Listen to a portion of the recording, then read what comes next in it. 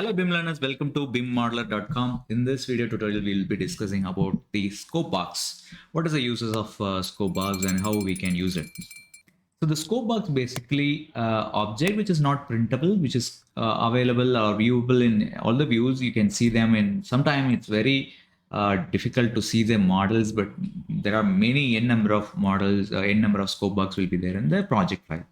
The reason it's very useful and it's very convenient to control the views and control the datum elements. That's the most important things. What are the datum elements? Level, grids, and these things are very much interesting that when you wanted to control crop the region in Revit. So when it comes to basic option, you can see that in this view, you'll be able to see that this is one of the scope box which is having and which is named as views overall. The other one is named as levels. The other one you can see that as grids. So what it means that we can name it anything that we wanted, and what it controls, we have to name it properly.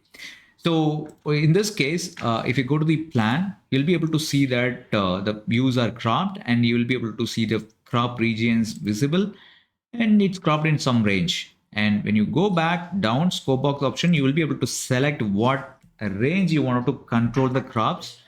View all, we can give it, and you will be able to control all the views, and you will be able to control only till the crop region which is available till the grids were there, like these. And like these, you will be able to control the datum elements as well. So what level means, whatever the region the level is there, the crop box is there. It not only controls the plan view, it also controls the height. The elevation value also will be controlled. So their region and viewing positions will be controlled. On the other use case, when you have a full length floor plan, you wanted to cut them into pieces and wanted to apply that in a sheet. For example, in an A3 sheet, if you are able to fit in only the half of the building and you want to fit them two separate parts of this building, you'll be able to set that using the scope box. The another advantage of this is the scope box can be applied in any views. We will have 100 floor plans like MEP, electrical, mechanical, and the general arrangements. All these views will be cropped in a particular way that we need it. For in this case, we can go ahead and create a scope box which is available here, and you will be able to draw them, whatever the portion that we wanted to cover. So you can go ahead and simply visibility graphics, make sure that it is turned on, and all the scope box will be visible.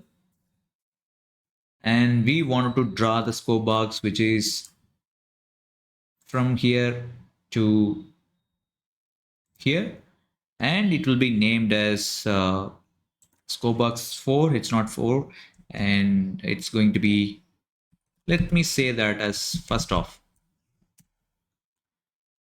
And the same way you will be able to do the another of the building in the other view. And when it comes to the settings of heights, you will be able to control the heights from the level that we are in and to the 40 feet height.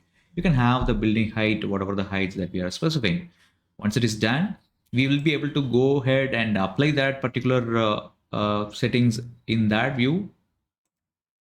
First off, so the crop region will be controlled automatically. The datum elements, everything will be controlled based on that. So annotation crop also I needed, so I can turn it on.